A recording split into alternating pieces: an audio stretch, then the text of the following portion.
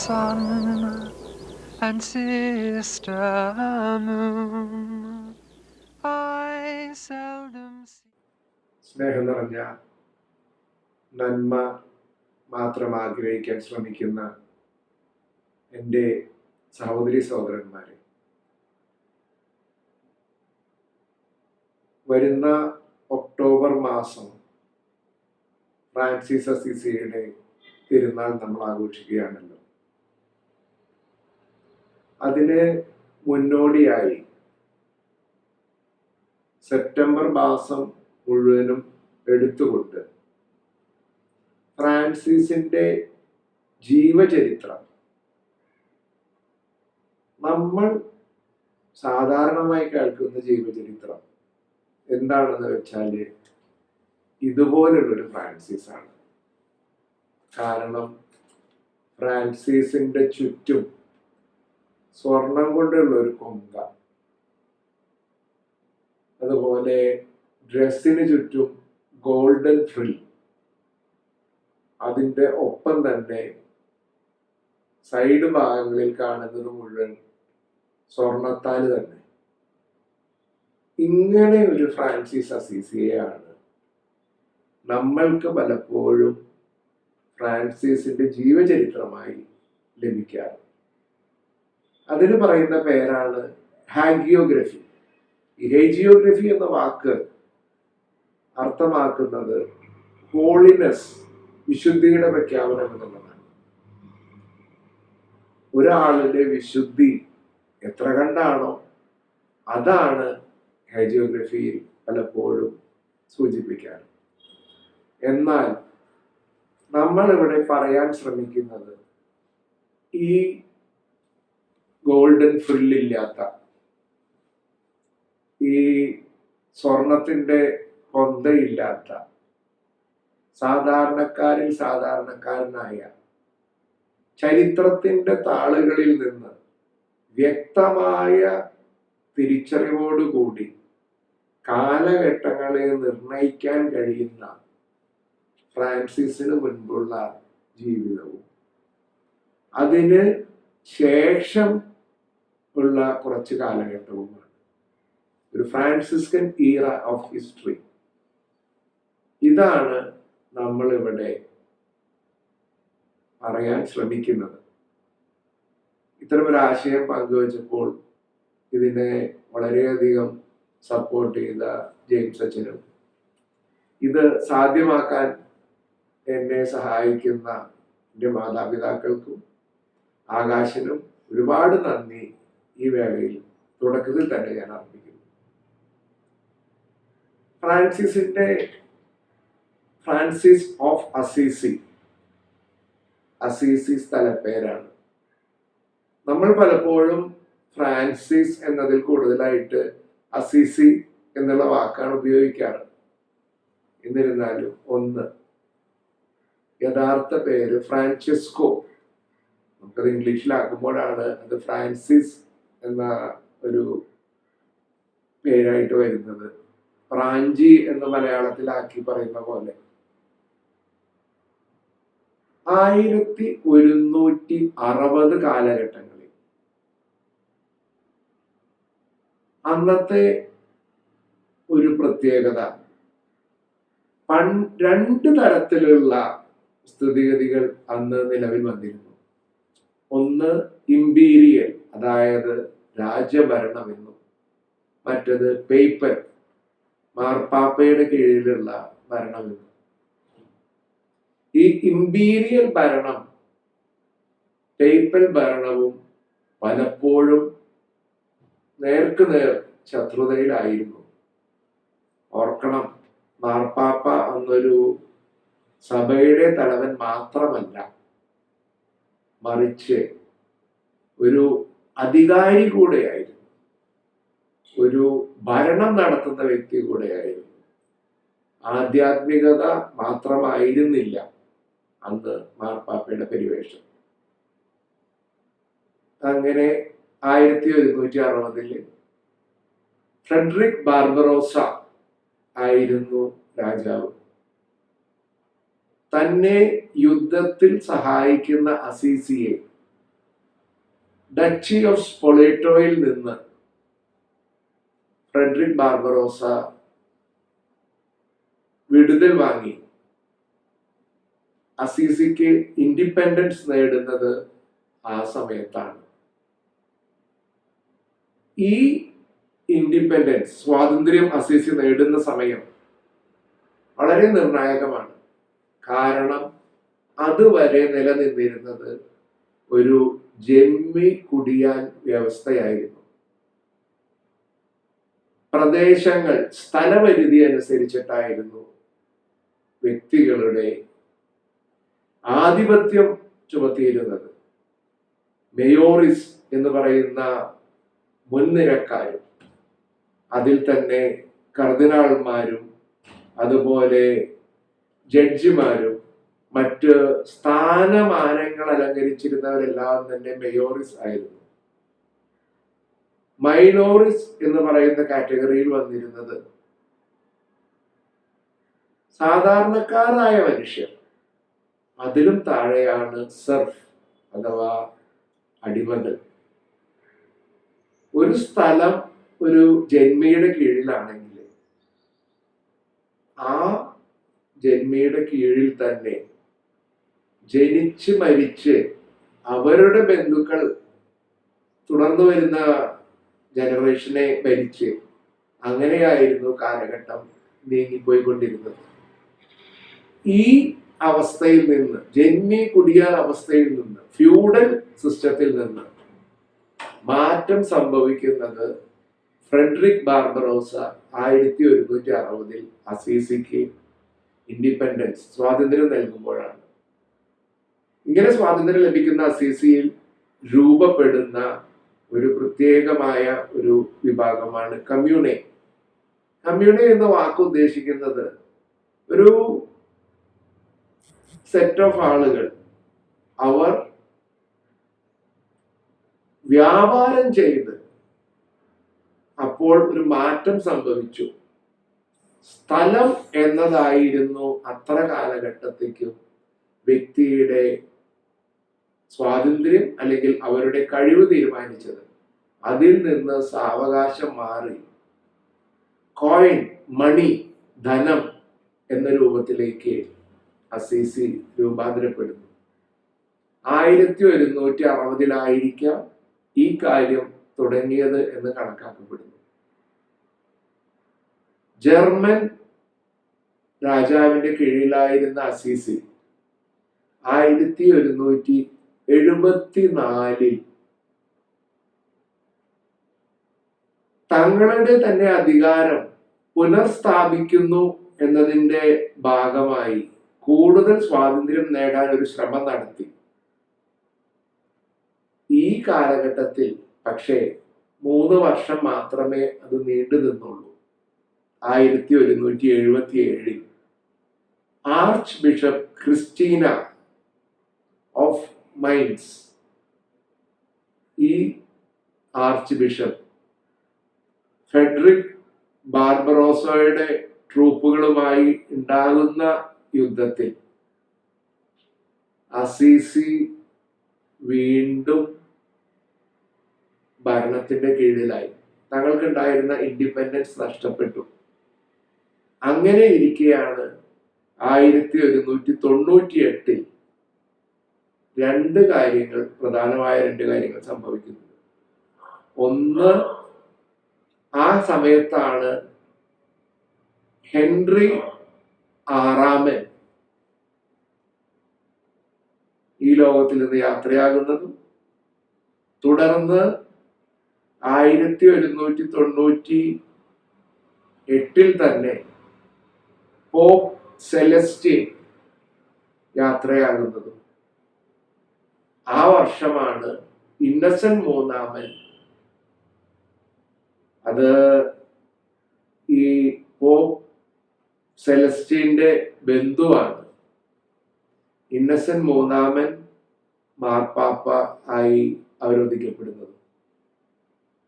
ഇതായിരുന്നു അസീസിയുടെ ആ കാലഘട്ടത്തിലെ ഭരണ സംവിധാന വ്യവസ്ഥ. ജന്മി കുടിയാൻ വ്യവസ്ഥയിൽ നിന്ന് മാറി ധനം ഭരിക്കുന്ന ഒരു കാലഘട്ടത്തിലേക്ക് വന്നു. 1198 പ്രത്യേകമായി എടുത്തു പറയുന്ന ഒരു അവസ്ഥയാക്കുന്നത് ഫ്യൂഡൽ സിസ്റ്റത്തിന്റെ മേൽക്കോയ്മ കാണിച്ചിരുന്ന റോക്ക മജ്ഗോറെ, അതായത് ഫോർട്ട്, അസീസിയിലെ ഫോർട്ട്, നിങ്ങൾക്കത് കാണാൻ സാധിക്കും. റോക്ക മജ്ഗോറെ അന്ന് അസീസിയിലെ സാധാരണ ജനങ്ങൾ തകർക്കുന്നത് അപ്പോഴാണ്. ആ സമയത്ത് അസീസി ഭരിച്ചിരുന്ന 20ഓളം ഫ്യൂഡൽ കുടുംബങ്ങൾ, ഈ 20ഓളം ഫ്യൂഡൽ കുടുംബങ്ങളിൽ പല കുടുംബങ്ങളിലും പ്രഭുക്കന്മാരും മാടമ്പിമാരും നൈറ്റ്സ് ഉണ്ടായിരുന്നുവെന്ന് ഈ വ്യക്തികൾ 1198 റോക്ക മജ്ഗോറയുടെ പതനത്തിന്റെ സമയത്താണ് ഇവര് സാധാരണമായി അവിടുത്തെ അസീസിയിലെ ജീവിതവാസം മാറ്റി നിർത്തിക്കൊണ്ട് അവർ പെറൂജയിലേക്ക് ചേക്കേറുന്നത്. അസീസിയുടെ ജീവിതം ദുസ്സഹമായി തോന്നുന്ന ഒരവസ്ഥ. ഈ അവസ്ഥയിലാണ് ഈ പ്രഭു കുടുംബങ്ങൾ, 20ഓളം പ്രഭു കുടുംബങ്ങൾ അസീസിയിൽ നിന്ന് പെറൂജയിലേക്ക് മാറുന്നത്. ഇതിൽ വിശുദ്ധ ക്ലാരയുടെ കുടുംബവും പെടുന്നു എന്നുള്ളതാണ് സത്യം. ഈ ഒരു കലുഷിതമായ രാഷ്ട്രീയ അവസ്ഥയിലാണ് ഫ്രാൻസിസിന്റെ ജനനം. 1181 അവസാനമോ അല്ലെങ്കിൽ 1182 ആദ്യമോ ആയിരിക്കാം ഫ്രാൻസിസ് ജനിച്ചത് എന്ന് പറയപ്പെടുന്നു. എവിടെയും വ്യക്തമായിട്ടുള്ള ഒരു നിശ്ചിത തീയതി രേഖപ്പെടുത്തിയിട്ടില്ല. ഇതിൽ തന്നെ ഫ്രാൻസിസിനെ മാമോദീസ മുക്കുന്നത് അവിടെ ഉണ്ടായിരുന്ന സെയിന്റ് ജോർജിയ ദേവാലയത്തിലാണ്. ഈ ദിനത്തെക്കുറിച്ചും ഉറപ്പിച്ചു പറയാവുന്നതായിട്ട് പല സ്ഥലങ്ങളിലും ഇല്ല. എന്നിരുന്നാലും ഒരു പക്ഷേ ഒക്ടോബർ മാസം 1181 എന്നും അല്ലെങ്കിൽ 1182 ആയിരുന്നിരിക്കാം എന്ന് പറയുന്നു. ഇവിടെ നമ്മൾ അറിഞ്ഞിരിക്കേണ്ട ഒരു പ്രത്യേകത, ആ കാലഘട്ടത്തിൽ മിക്കപ്പോഴും ക്രിസ്ത്യാനികളായിട്ടുള്ള കത്തോലിക്കരായിട്ടുള്ള നവജാത ശിശുക്കളെ മാമോദീസ മുക്കിയിരുന്നത് അന്ന് ഈസ്റ്ററിന് മുൻപുള്ള സമയത്തായിരുന്നു.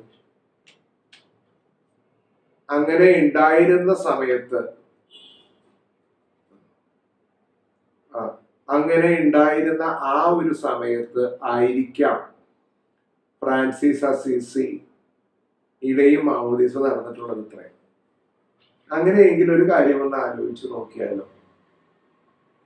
ഫ്രാൻസിസ് ജനിച്ചിരിക്കുന്നത് 1181 ഈസ്റ്ററിന് ശേഷവും 1182 ഈസ്റ്ററിന് മുൻപും ആയിരുന്നിരിക്കണം. നമുക്ക് അറിഞ്ഞിരിക്കേണ്ടതായിട്ടുള്ള ഒരു പ്രധാന വസ്തുത, പല സ്ഥലങ്ങളിലും പല ഡേറ്റുകളും ഫ്രാൻസിസിന്റെ ജനനത്തിനായി പറയുന്നുണ്ടെങ്കിലും ഒന്നും വ്യക്തമല്ല. ഈ ഒരു വർഷത്തെ വ്യത്യാസമാണ് പലപ്പോഴും കണക്ക് കൂട്ടുകളിൽ, ചരിത്ര സംഭവങ്ങളുടെ കണക്ക് കൂട്ടുകളിൽ ചില ചരിത്രകാരന്മാർ ജനനത്തെ 1181 എന്ന വർഷം വെച്ച് കൂട്ടുമ്പോൾ ഒരു വർഷത്തെ കുറവ് അല്ലെങ്കിൽ ഒരു വർഷത്തെ വ്യത്യാസം 1182 വെച്ച് കൂട്ടുന്നവരും തമ്മിലുണ്ടാകുന്നത്. അതുകൊണ്ട് തന്നെ ഉദാഹരണത്തിന് ക്ലാരയുടെ ജനന തീയതി 1193 ഫ്രാൻസിസും ക്ലാരയും തമ്മിലുള്ള വ്യത്യാസം എപ്പോഴും പറയുന്നത് 12 വർഷമാണ്. അങ്ങനെയെങ്കിൽ ഫ്രാൻസിസിന്റെ ജീവിതം തുടങ്ങുന്നത്, ഭൂമിയിൽ തുടങ്ങുന്നത് 1181 എന്തു തന്നെയാണെങ്കിലും ഫ്രാൻസിസ് അസീസിയിൽ ജനിക്കുന്നത് ജോവാനയുടെയും പീറ്റർ ബെർണാഡോവിന്റെയും മകനായിട്ടാണ്. ഒരു പക്ഷെ നിങ്ങൾക്ക് ഈ ജോവാൻ എന്ന പേര് സുപരിചിതമായിരിക്കില്ല. പിന്നീടാണ് ചരിത്രത്തിലേക്ക് ഫ്രാൻസിസിന്റെ അമ്മയുടെ പേര് പൈക്ക എന്ന് പറയുന്നത്. ഈ ജോവാൻ എന്നായിരുന്നു അമ്മയുടെ പേര് എന്നതിലാണ് അത്രേ ഫ്രാൻസിസിന് ജോൺ എന്ന പേര് ജന്മത്തിൽ നൽകുകയും ജിയോവാനി എന്നാണ് ഇറ്റാലിയനിൽ അത് പറയുന്നത്. ജോൺ എന്ന പേര് ഫ്രാൻസിസിന് നൽകുകയും തുടർന്ന് തുണി കച്ചവടക്കാരനായിരുന്ന പീറ്റർ ബെർണാഡോ ഫ്രാൻസിൽ നിന്ന് തിരിച്ചു വരുമ്പോൾ ഫ്രാൻസിസിന് ഫ്രാൻചെസ്കോ, ഫ്രഞ്ച് മാൻ അല്ലെങ്കിൽ ഫ്രഞ്ച് പേഴ്സൺ എന്ന അർത്ഥം വരുന്ന ഫ്രാൻസിസ്കോ എന്ന പേര് നൽകുന്നത്. ഫ്രാൻസിസിന്റെ മാതാപിതാക്കളുടെ ജീവിതകാലം സ്പഷ്ടമല്ല എന്നിരുന്നാലും ഫ്രാൻസിസിന്റെ മാതാവായ ജോവാൻ, പിന്നീട് പീക്ക എന്നറിയപ്പെടുന്നു, 1211 ഫ്രാൻസിസിന്റെ പിതാവായ പീറ്റർ ബെർണഡോണി 1215 ആയിരിക്കാം ഈ ലോകത്തിൽ നിന്ന് വിട പറഞ്ഞിട്ടുള്ളത് എന്നാണ് അനുമാനിക്കേണ്ടത്. ഇതിന് കുറെ ചരിത്രരേഖകൾ നമ്മൾക്ക് നേടിയെടുക്കാൻ സാധിക്കും. അതിന്റെ ബേസിസിലാണ് ഇത്തരം ഒരു കൺക്ലൂഷൻ, അല്ലാതെ ഇത് ഒരു മനോസൃഷ്ടിയല്ല. എന്തുകൊണ്ടാണ് ഇത്തരത്തിലൊരു ഉദ്യമത്തിന് മുതിരാൻ കാരണമെങ്കിൽ, പലപ്പോഴും ഞാൻ അറിഞ്ഞിട്ടുള്ള ഫ്രാൻസിസ്, ആദ്യം അറിഞ്ഞിട്ടുള്ളത് ഫ്രാൻസിസിന്റെ കസൻ സാക്കീസിന്റെ ദ ഗോഡ്സ് പാപ്പർ, ദൈവത്തിന്റെ ദാരിദ്ര്യം, ഈ ദരിദ്രനെ കുറിച്ച് കസൻ സാക്കീസിന്റെ ഭംഗിയായ ലിഖിതങ്ങളിൽ നിന്നായിരുന്നു. തുടർന്ന് G.K. ചെസ്റ്റർട്ടന്റെ നോവലും അതുപോലെ തന്നെ സബാറ്റിയറിന്റെ പുസ്തകവും ഫ്രാൻസിസിനെ അവർ ചിത്രീകരിക്കാൻ ശ്രമിച്ചത് അവരവരുടെ മനസ്ഥിതികൾക്ക് അനുസൃതമായിരുന്നു. പിന്നീടാണ് നമ്മൾ അറിയുന്ന യഥാർത്ഥ ഫ്രാൻസിസിനെ ഫ്രാൻസിസ്കൻ ലിഖിതങ്ങളിൽ നിന്ന് എനിക്ക് പഠിക്കാൻ സാധിച്ചത്. അങ്ങനെ ഇരിക്കെയാണ് ഫ്രാൻസിസ് ഡി ബിയർ എന്ന് പറയുന്ന വൈദികന്റെ വി സോ ബ്രദർ ഫ്രാൻസിസ് എന്ന ഈ പുസ്തകം കയ്യിൽ കിട്ടാൻ സാധ്യമായത്. ഇതിൽ വ്യക്തമായിട്ട് സൂചിപ്പിക്കുന്ന ഒരു കാര്യം, ഫ്രാൻസിസിന്റെ ജീവിതകാലത്തേക്ക് നമുക്ക് വെളിച്ചം നൽകുന്ന വസ്തുതകൾ പലപ്പോഴും എന്താണ് എന്ന് വെച്ച് കഴിഞ്ഞാൽ 3 കാര്യങ്ങളായിട്ടാണ് പറയപ്പെടുന്നത്. ഒന്ന്, അത് പേപ്പൽ ബുള്ളുകളാണ്, അതായത് മാർപ്പാപ്പമാർ കാലാകാലങ്ങളിൽ എഴുതിയിട്ടുള്ള പേപ്പൽ പുറപ്പെടുവിച്ചിട്ടുള്ള പേപ്പൽ ഡോക്യുമെന്റ്സ്. 2, ഫ്രാൻസിസ് അസീസിയുടെ കാലഘട്ടത്തിൽ തന്നെ ഉണ്ടായിരുന്നു എന്ന് പറയുന്ന ഒരു ഗ്രന്ഥകാരനായ ജാക്വസ് ഡി വെർട്ടി. ഇവർ ഫ്രാൻസിസിന്റെ തന്നെ കാലഘട്ടത്തിൽ ഉണ്ടായിരുന്ന വ്യക്തിയാണെന്ന് ഓർക്കണം. 3, മറ്റൊരു സഹോദരനാണ് യൂഡിസ് ഡി ക്രിസ്റ്റോൺ. ഇത് ഒരു സെക്കൻഡറി വിറ്റ്നസ് ആയിട്ട് വരുന്നുള്ളൂ. ബാക്കിയുള്ള ഓരോ വ്യക്തികളും ചരിത്ര താളുകളിൽ വരുമ്പോൾ ഉണ്ടാകുന്ന വ്യത്യാസം എന്താണെന്ന് വെച്ചാൽ, അവരെല്ലാവരും ഫ്രാൻസിസിനെ നേരിട്ട് കണ്ടവരല്ല. അവർ എന്താണെന്ന് വെച്ച് കഴിഞ്ഞാൽ, അവർ എവിടെ നിന്നോ അറിഞ്ഞ് ഫ്രാൻസിസിനെ ലിഖിതങ്ങളിലാക്കാൻ ശ്രമിച്ചവരാണ്. ഈ കാരണത്താൽ തന്നെ ഫ്രാൻസിസിന്റെ ചരിത്ര പശ്ചാത്തലം നമ്മൾ നോക്കുമ്പോൾ ഫ്രാൻസിസ്കൻ ഓർഡറിൽ വന്നിട്ടുള്ള ബൊനവഞ്ചറെ, അല്ലെങ്കിൽ ഫ്രാൻസിസിനെ കുറിച്ച് കൂടുതലായി പറയുന്ന തോമസ് എക്ലിസ്റ്റൺ എന്നിവരെല്ലാം ഫ്രാൻസിസിനെ നേരിട്ട് കണ്ടവരല്ല. ഇവർക്ക് ഒരുപക്ഷെ ഫ്രാൻസിസൻ സഹോദരന്മാരെ പരിചയമുണ്ടായിരുന്നിരിക്കാം. അതുകൊണ്ട് ഫ്രാൻസിസിന്റെ ജീവചരിത്രത്തിലെ ഫ്രാൻസിസിനെ ആദ്യമായി രചിക്കുന്ന തോമസ് സെലാനോ ഒരു ഫ്രാൻസിസ്കൻ സഹോദരനായിരുന്നു. മാർപ്പാപ്പയുടെ ആജ്ഞ അനുസരിച്ചാണ് തോമസ് സെലാനോ ഇത് എഴുതുന്നത്. പക്ഷേ ആ കാലഘട്ടത്തിൽ തോമസ് സെലാനോയുടെ പല ലിഖിതങ്ങളും പല ഭാവങ്ങളും നമ്മള് ബെർണാഡ് ഓഫ് ക്ലേവു അല്ലെങ്കിൽ ആ കാലഘട്ടത്തിൽ ഉണ്ടായിരുന്ന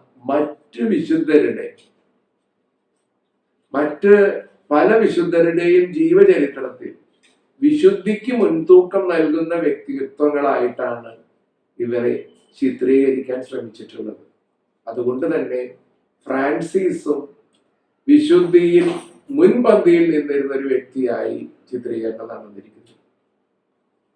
തുടർന്ന് ഓരോ വർഷങ്ങളിലും സംഭവിക്കുന്ന കാര്യങ്ങളെ നമ്മൾക്ക് എടുത്ത് കാണിക്കാൻ ശ്രമിക്കാം. ഇത് നല്ലതിനായി തീരട്ടെ എന്ന് ആശംസിക്കുന്നു. നിങ്ങളുടെ പ്രാർത്ഥനകളിൽ ഓർക്കണം.